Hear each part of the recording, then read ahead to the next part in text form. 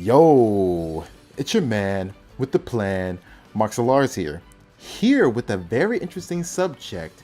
This is a subject that I've been thinking about all week before I start recording this video, and I had to talk to some of my friends about it, and we all came to a very similar conclusion about this subject. This subject is basically, when do your favorite video games start to feel old?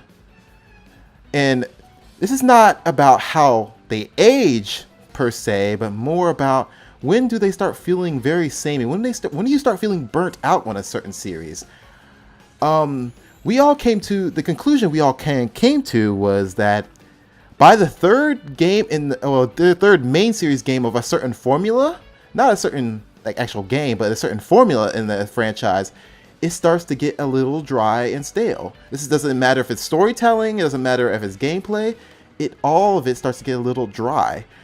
And there's several instances of this happening. If you notice, by a third game, a good example, Kingdom Hearts 3. Kingdom Hearts 3, it was, some people hated it, some people loved it, but we all came to the conclusion if they did the same thing again after this third main series game, we probably wouldn't like it. And it was weird because at least all my friends and us, we all loved Kingdom Hearts 3. But that was weird, and there's several other instances of this being the case too. For those who are visual novel fans, Danganronpa 3, one of the biggest visual novels out there, or I guess you can call it visual novel. I think there's some gameplay in there. We were talking about that game too, and we realized that the storytelling formula was, it got kind of predictable and kind of very samey, the same type of situations over and over, and we said we were fine with this game, with the third franchise, but if they did it for the fourth game, we wouldn't like it. It seems like it takes a few games. We're not including spin-offs in this theory. Spin-offs are a little bit different. They help break up the game, help break up the main series gameplay. But we're really just talking about like how it seems like after the third game in every franchise, it seems like people need to start changing up the formula. And a character that does this really well is Sonic the Hedgehog. Well, I mean, not well, but he does it the right way. His new formulas aren't as good all the time. There's only 3 formulas of Sonic that actually work really well. But, besides the case, it seems like Sonic is one of those franchises that kind of get it. It seems like by the third game of every type of formula, they change it up, regardless if it's intentional or not, is besides the point. This theory doesn't always connect to every other video game out there. There's some games that can get away with this more easy than others. It's a very interesting fact, but it seems like the more simplistic the design of a game is, the more forgiving the audience is to it not changing. This is very prevalent with Mario. It seems like Mario has been the same for a very, very, very long time. It's so samey that he almost uses the same voice lines, if not very similar ones to the ones he's been doing since I was born, honestly. He's got the same voice lines, same voice actor, same attitude, same everything. There is no progression in Mario. The characters don't say much. The level design is all about jumping on people for the most part, and most of his Mario games with a little bit of twist normally. And Nintendo has basically perfected this formula, unlike Sonic. Well, Sonic is a different story. I'll get to that.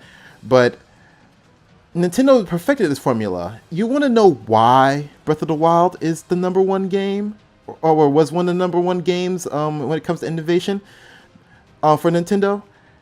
Think about every Zelda game you can possibly think of. Everybody's a fucking mute in Zelda. All they gotta do is add voice acting in an open world, even though the game there's a lot more to that game that makes it impressive. But all they gotta do is add a little pizzazz, and people love it. It's like a lot of game franchises, they throw everything they got at a series, and then it starts becoming, then they can't really do much more because they did everything they could think of. Nintendo, all they do is sprinkle a little bit. They just give you a teeny bit of lore, a teeny bit of sass, a teeny bit of more character, which to it start it will be a problem. It's going to become a problem later in the future if they don't stop this, because it's getting old slowly. But they make their stuff fresh by holding, I don't know if they intentionally hold back, but they hold back some of the pizzazz to their gaming franchises. They'll give Link a shield. I mean, he always had a shield, but this work with me here. They'll give Link a shield maybe after 2 or 3 games, and you'll be like, "Oh my God, Link has a shield now!"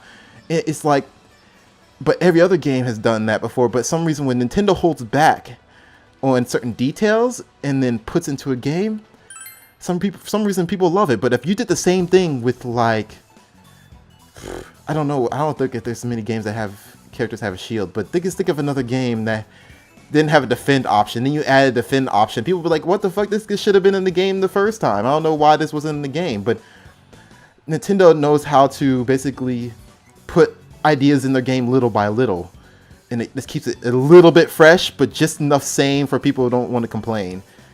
And I don't think that's not what I prefer, but that's what a lot of people prefer. So back to Sonic. He's a great example of innovation. I'm not saying his games it's executed horribly. That's the problem with Sonic. The ideas for most of his games are good, but they're executed absolutely horribly.